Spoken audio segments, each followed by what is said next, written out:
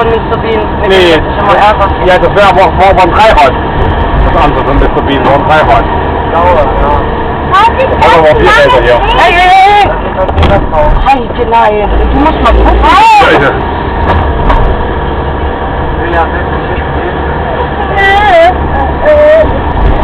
Ja, wo ist Ich dachte, das war Schocken gewesen.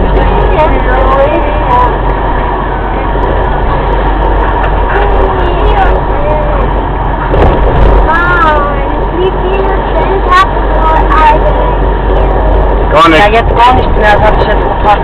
Ja. Ich muss noch die Schulsachen machen.